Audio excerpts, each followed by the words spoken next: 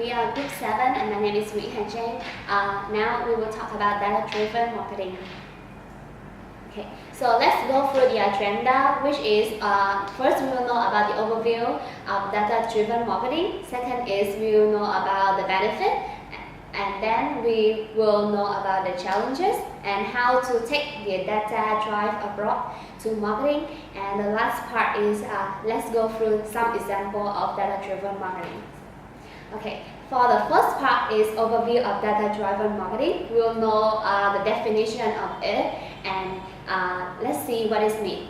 Okay, for data-driven marketing is the process by which marketers gain insight and trends by analyzing company-generated or market data. So through that, we will see some insights and use those kind of numbers to translating into actionable decision, which can help or can valuable for our business. Okay, so how does it work? Okay, data-driven marketing work. There are some three phases. The first phase is customer data collection. Okay, right at this phase, we will collect the personal interaction with of the customer, which is habit, their behavior, their search, or circumstances, and all the wide metrics of the market. And then we will use those data that we have collected, we analyze it.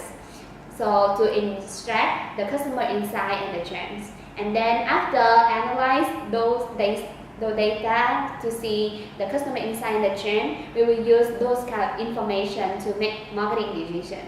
At this point, we will maximize the ROI that we have.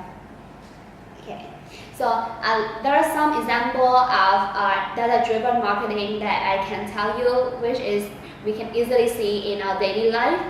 Such example, when we search on Tiki.vn or Lazada, we can, if we are looking for an iPhone, and then they will give us some recommendation with the same criteria or the same price that we are looking for with the same products. So that's how data-driven marketing works in some way. Okay. The second things that we go through is the benefit of data-driven marketing. So let's see what benefit that they will bring us. Okay, the first benefit we should know that is the personalized marketing. And through this phrase, it will have to convey the right message to the right audience at the right time. And what that's for? At personalized marketing phase, we will to create a customized campaign that leads to the deeper understanding of the customer. The second benefit that we'll have is the clear clarity. So through determine the most accurate and actionable information of the customer or the prospect, we will separate them and group them into specific groups and target audience.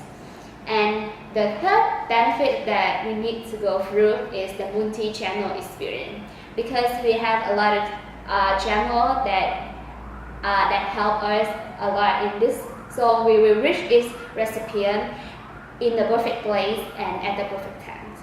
Okay. The fourth benefit, that is refine customer experience. So at this phase, we will orchestrate customer satisfaction survey and then pinpoint specific areas for improvement. So what's that for? That will help to enhance their customer experience. And the last benefit that we have searched for, that is better product development. Of course, you have to the product development is, I think that is the key point that why we use the data-driven marketing, because it will diminish product failure rates, and then it will help us to have a better understanding of the target audience. Okay. The third part that we will go through is challenges of data-driven marketing. Okay. Right here we have 5 challenges that we have searched for, and we think may be the challenges of data-driven marketing. The first is lack of real-time data. The second is lack of technology. The third challenges is lack of internal connection. The fourth is lack of customer focus, and the fifth challenge is lack of the right team. Now we will go into each challenge. Okay, at the lack of real-time data because customers expect that company to recognize and engage with them in real time.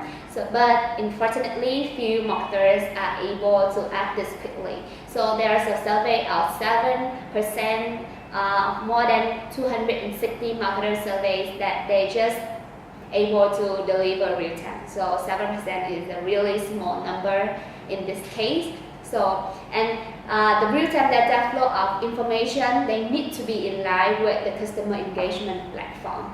So that is our first challenge. For the second challenge, that is lack of technology, because if we want to collect and analyze data in real time across channel, we need to have the right technology. So let me tell you some tools and some technology that will help collecting marketing analysis data.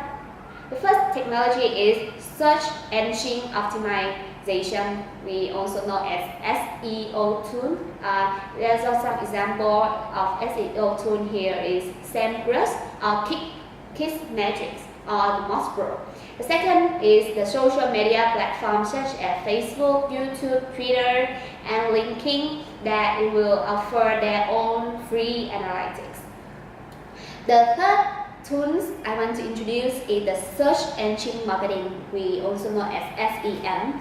Tools such as Google AdWords and Bing AdWords to provide analytics for search engine ads.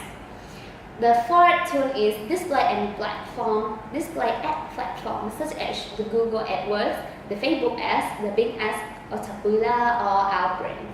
And the last tool I want to introduce you guys is the predictive scoring model platform, including the tech target and the advertisement. Okay. To the next challenge is lack of internal cohesion.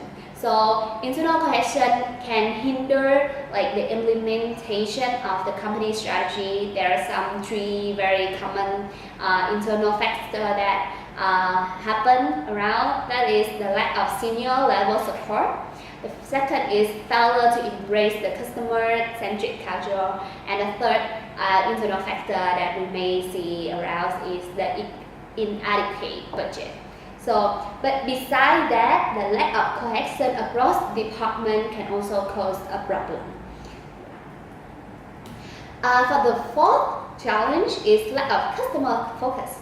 So, it can be easy for marketers to get so wrapped up in their products and messages that they don't focus what the customer truly needs and wants. So the key point here is we starting with the customer and wrapping brand around that customer expectation to give them more focus.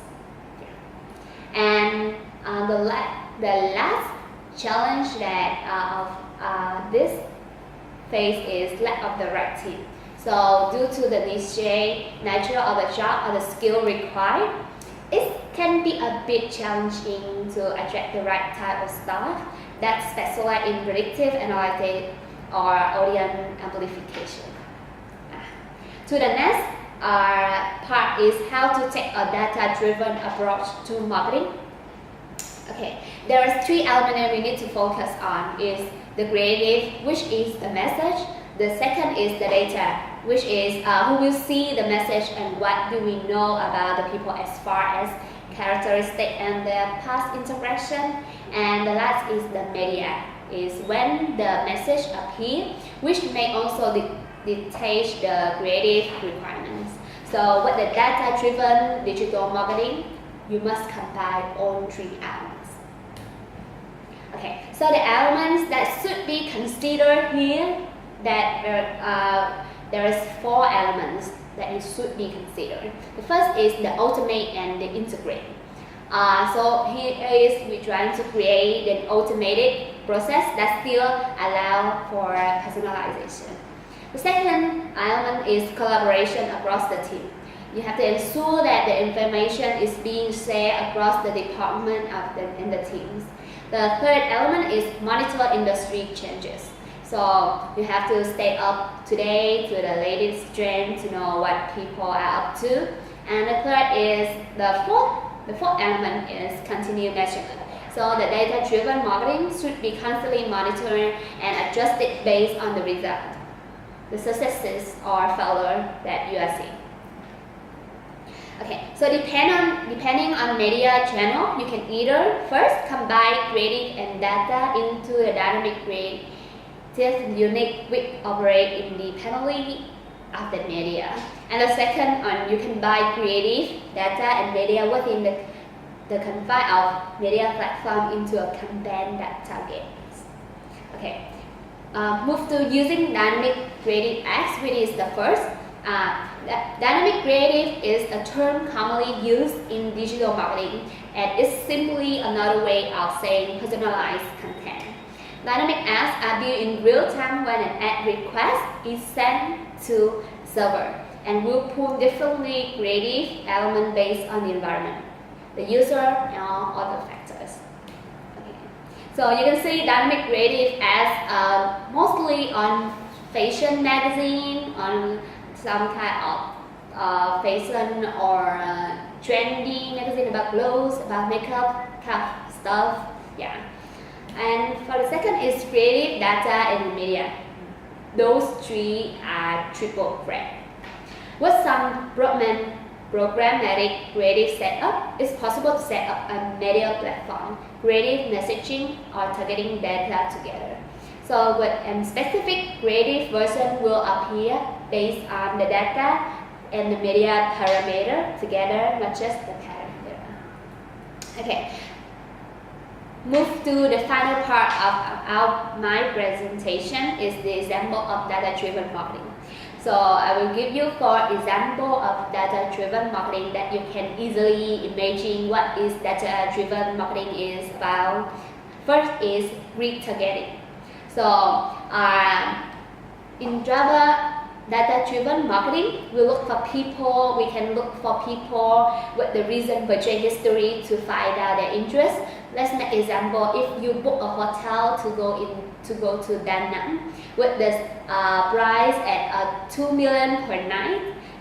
So the booking like the Traveloka or Booking.com, they can search for that recent history and then they can find out your interest. So what place you interest or the price that that's affordable for you. So they can and from that they can offer relevant deals, promotion that may attract you. And the second is dynamic advertising. So dynamic advertising is that you use the social media to your advantage by creating ads abroad, Facebook, Twitter, Instagram, and Instagram. So there's many things that you can create ads from that. And the third example is optimize page search. So you analyze your preferred customer based on the type of keyword they search for. So based on this keyword that you search for, they can know that what your interest and what you are looking for, and then they can from that they can know that if you are interested or you are the right or the potential customer that they need, so they can drive the valuable traffic to your website. So based on what you're looking for, the place, like some specific kind criteria, they can offer you a lot of things and then drive the valuable traffic to your website. And then the last is targeted email campaign. So they take a data-driven approach to email campaign by grouping together your desired target audience. We easily can see when there's a lot of company, they send mails send mails to our mailbox, and whenever we sign in or sign up any website that offers those kind of stuff. So it's easily to see those kind of emails such as marketing things. So in conclusion, that we see that data-driven marketing is a very powerful tool which help a lot. We have both way which is very helpful for the company and also for the customer. So for the company, it will help them to save time, save energy and stuff that they don't need to go around and marketing to people. And for our customer, it will help us to save time a lot to search for things that we are interested in, that we don't have to go around and search for things that we may not interested in. So that's like, it's a very powerful tools to have both sides. And I think it's very interesting to know about data-driven marketing and how it's work and how it's affect and relevant to our daily life. So that is the end of our presentation. Thank you a lot.